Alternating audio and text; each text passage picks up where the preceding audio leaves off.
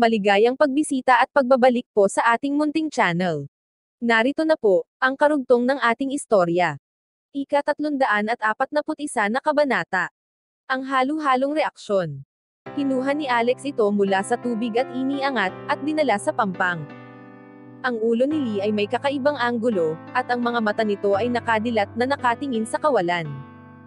Ang mga martial arts community ay nagtipon sa paligid nito, at ibinuhos ang mga galit. Sa wakas ay patay na siya, wika ng isang lalaki na may malamig na tingin sa kanyang mukha. Madali siyang namatay, wika ng isang babae na may pagkamuhi na tingin. Ang ating mga kapatiran ay naipaghiganti na, sigaw ng isa pang lalaki na may madugong tingin. Ang ilang mga nakababatang martial artist ay may luha, nagluluksa sa pagkamatay ni Brody Kent. May sumubok na sumipa sa patay na katawan ni Lee, pero pinigilan siya ng iba. At ang pananakit sa katawan nito ay walang mapapala. Si Belinda ay humanga kay Alex, ang kanyang kakayahan sa pakikipaglaban ay sobrang advanced, lalo na sa isang binata. Si Jessup ay nanonood mula sa hindi kalayuan, at napangiti siya nang matalo ni Alex si Lee. Ang mga tao mula sa komunidad ng martial arts ay lumapit kay Alex, upang batiin ito. Maraming salamat sa pagliligtas sa amin, wika ng isa.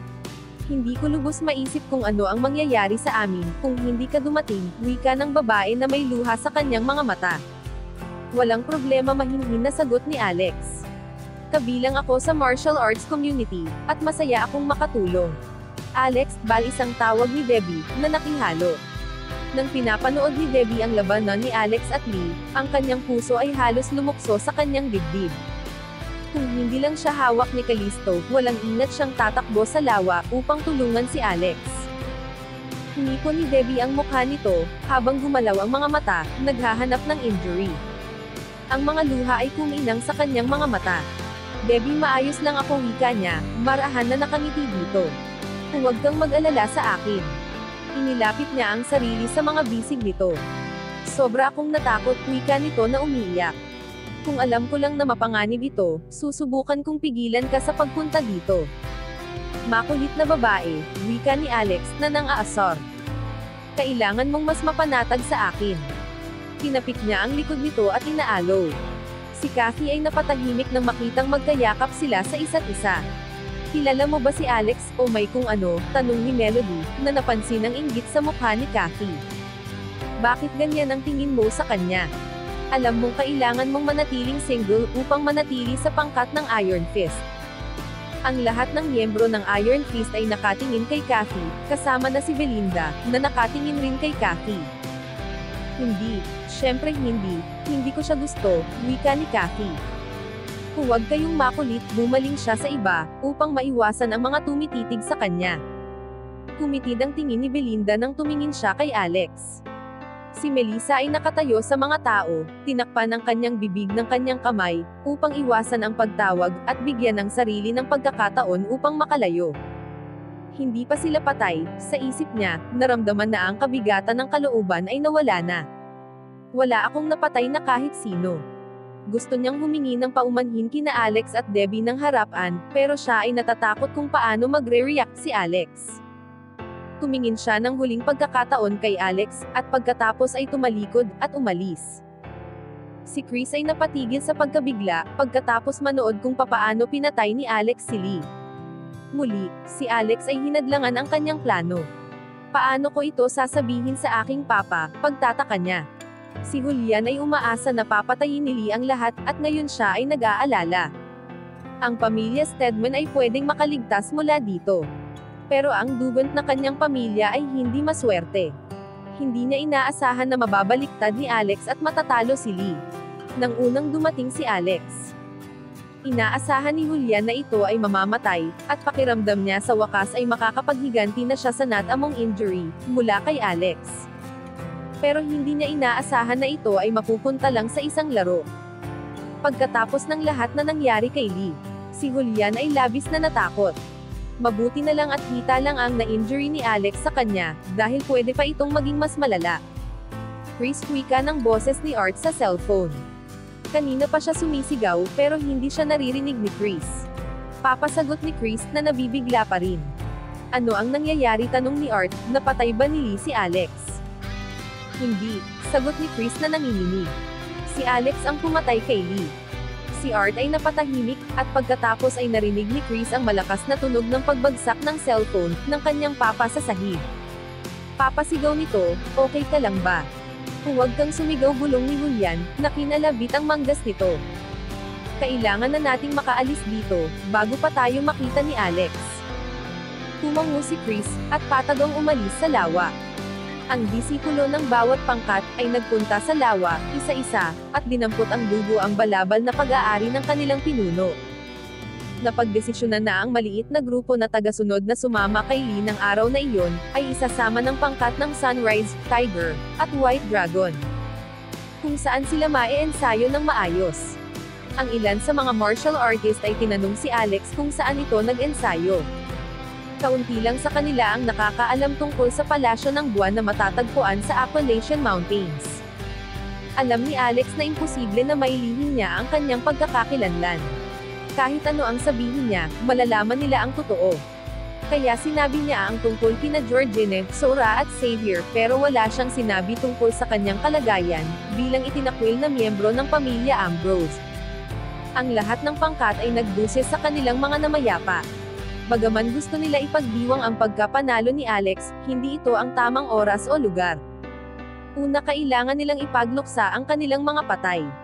Ang lahat ng martial arts community ay nagsimulang bumalik sa kanilang mga tahanan. Bago umalis, nagpaalam sila kay Alex. Inimbitahan na pumunta sa kanilang pangkat, kapag may oras ito.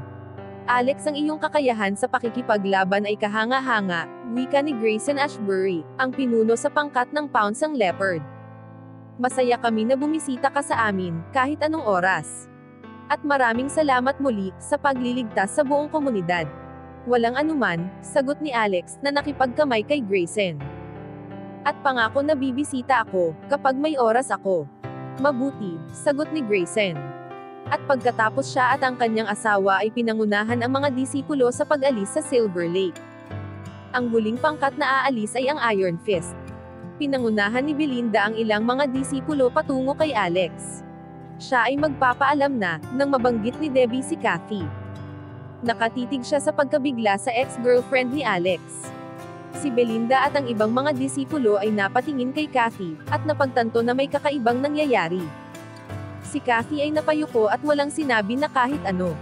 Marahan na hinila ni Alex si Debbie sa kanyang tabi at umiling, ipinapaunawa na huwag itong magsalita ng kahit ano. Kilala niyo ba ang isa't isa? Tanong ni Belinda. Hindi, sagot ni Kathy, na hindi komportable. Walang sinabi si Alex. Dahil hindi inamin ni Kathy na magkakilala sila, hindi niya ito sinalungat. Okay, wika ni Belinda at hinayaan na ang usapin. Kung ganoon, hayaan mong ipakilala ko sa iyo si Alex, lumapit ka at bigyan ito ng maayos na pagbati. Ika-342 na kabanata. Ang pinilit na pakikipag-ugnayan. Nabigla si Kathy, ginawa niya ang sinabi ni Belinda, at lumapit kay Alex. Iniwas niya ang kanyang mga mata ng tumango dito. Hello Alex, wika nito. Pinanood ni Belinda ang bawat galaw nito, naghihinali sa mga ikinikilos. Alex, maraming salamat sa pagtulong mo ngayong araw, wika ni Belinda, aalis na kami. Pero sigurado ako magkikita pa tayo sa hinaharap. Pagkatapos ay umalis sila sa Silver Lake kasama ang kanyang mga disipulo. Alex, wika ni Debbie. Gustong tanungin si Alex kung ano ang nararamdaman tungkol sa pagkikita muli nila ni Kathy. Ngumiti si Alex dito. Alam kung ano ang gustong itanong. Tapos na ang lahat, may sariling buhay na si Kathy, kaya hayaan muna siya, wika ni Alex. Okay, sagot ni Debbie na tumango. Masaya ito sa sagot ni Alex. Ang malaking ipinag-aalala niya ay ang matukso si Alex kay Kathy. Halos ang lahat ay wala na. At hindi na makapaghintay si Jessup ng matagal. Sinamahan ni Rufus, naglakad ito patungo kina Alex at Debbie. Sa nakaraang buwan, nalaman niya na si Debbie ay nalason, siya ay halos magkasakit sa pag-aalala. Hindi niya inaasahan na himalang makaka-recover si Debbie, at siya ay na-thrilled na ito ay mas maayos. Debbie, wika nito, nakangiti habang nakatingin dito ng may malusog na kalagayan. Lolo, sagot ni Debbie, ang mga mata nito ay makinang na may hindi nalalaglag na luha. Na-touched ito sa ipinapakitang pag-aalala, bilang hindi bukas na makita siya bilang kamag-anak. Huwag kang umiyak, wika ni Jessup. Lumapit pa ito gustong yakapin si Debbie, pero hinila ito pabalik ni Rufus. Papa, nasa publiko tayo, pagpapaalala ni Rufus na pinanatiling mababa ang boses. Kailangan mong mag-ingat. Alam ni Jessup na tama si Rufus. Kung ang pagkakakilanlan ni Debbie ay mabubunyag, ito ay malaking kapahamakan para kay Debbie at sa pamilya Clifton. Kaya kahit anong emosyon, ang kanyang nararamdaman, kailangan niyang pigilan ang sarili. Masaya ako at ikaw ay maayos, awkward na wika nito. Papa, umuwi na tayo, wika ni Rufus. Hindi dapat tayo makihalubilo. Pagkatapos ay umalis na sila sa Silver Lake ng magkasama. Kailangan na rin nating umalis, wika ni Alex na tumingin kay Debbie. Tama, kailangan na nating umalis, pagsang-ayon ni Debbie, na niyakap ang kanyang braso. Debbie, masyadong mahigpit ang pagkakayakap mo sa akin, wika ni Alex na kumindat dito. Oo, alam ko, wika nito na tumatawa. Sobra siyang proud na kasama si Alex, at gustong ipaalam ito sa buong mundo. Habang papalabas sila sa pinto, ang mga pulis ay nagliligpit na, at handa nang umalis. Pinanood ni Chelsea si Alex at Debbie na naglalakad ng magkadikit ang mga braso, at nakaramdam siya ng kaunting pagseselos. Officer Wood, wika ni Alex nang makita ito. Hindi ko alam na narito ka pala. Hello, wika ni Chelsea, masaya dahil kinausap siya nito. Nailigtas mo ang buong martial arts community, humahanga ako. Maraming salamat, Officer Wood, wika ni Alex. Aalis na kami ngayon, kaya paalam. Pagkatapos pumaway siya ng taxi, at isinama si Debbie at Callisto pabalik sa Johns Hopkins University. Napabuntong hininga si Chelsea habang pinapanood na umalis si Alex. At inisip niya ang sandaling nasa interrogation room kung saan pinagsaluhan nila ang una niyang halik. Nakaramdam siya ng kaunting kirot na ibinahagi niya ang kakaibang espesyal kasama si Alex, at ngayon ay umaarte na parang walang nangyari. Talaga bang nakalimutan na niya ang tungkol dito? Naaalala niya ang buong detalye, at hindi ito makakalimutan. Pinilit ni Chelsea ang sarili na huminto sa pag-iisip tungkol kay Alex, at bumalik sa pagtatrabaho. Isang lalaki ang nakatayo malapit sa lawa, pinatay ang kanyang kamera at umalis. Sa university, ang lahat ay bumalik na sa normal. Ang boss ni Alex na si Tony ay masyadong natatakot sa pamilya Clifton upang magsalita ng kahit ano tungkol sa mahabang bakasyon ni Alex mula sa trabaho. Si Debbie at Callisto ay bumalik na sa kanilang dormitoryo. At si Alex ay nagpahinga. Si Chris ay nakabalik na sa kanilang bahay. Nang papasok na siya sa loob, tumingin siya sa paligid. Nabigla sa mga eksena sa kanyang harapan. Ang living room ay mukhang sinabugan. Si Art ay nakaupo sa sofa sa gitna, at nagsisigarilyo. Papa, wika ni Chris, naglakad papalapit sa kanyang papa. Sobra siyang nag-alala, nang makita kung gaano kapagod ang kanyang itsura. Huwag kayong masyadong mabagabag. Mayroon pa rin tayong pag-asa. Kapag dumating ang Blood Brothers sa Baltimore, sigurado ako na makikipagtuos sila kay Alex. Hindi niya matatalo ang mga ito. Ngumisi si Art at tumingin kay Chris. Sa palagay mo ba ay makakabawi pa tayo? Tanong nito. Hindi na, anak. Natalo na tayo. Lubusang natalo na tayo, at wala nang pag-asa. Ang Blood Brothers ay hindi tayo matutulungan. Wala silang kwenta. Ang pagkabigo ni Lee ay nakapagpayanig kay Art, at siya ay lubhang nawalan ng gana sa Blood Brothers. Binego siya nito ng 2 beses, at siya ay sobrang nagagalit. Papa, huwag mong sabihin iyan, wika ni Chris. Kailangan natin ang tulong ni Tyson upang maibalik ang mga nawala sa atin. Kung kakausapin mo siya ng ganyan, magagawa mo lang siyang magalit. Ang iniisip ng kanyang papa ay sobrang mapanganib, at alam ni Chris na kailangan niya itong pakalmahin. Ang telepono sa living room ay nagring, at alam ni Chris na ito ay ang Blood Brothers. Si Lee ay palaging malapit sa tawag ng Blood Brothers. Kaya alam nila ang pakikipagpulong ni Lee sa martial arts community. Si Art lang ang nag-iisang pwedeng sumagot ng tawag, pero sobrang nagagalit ito, at parang gusto magsimula ng away. Papasagutin mo, wika ni Chris. Hindi natin pwedeng kalabanan ang Blood Brothers. Marahan na naglakad si Art at dinampot ang telepono. Mr. Stedman, ano ang nangyayari? Tanong ng lalaki. Ilang mga martial arts artist ang napatay ni Lee. Natalo na ba sila?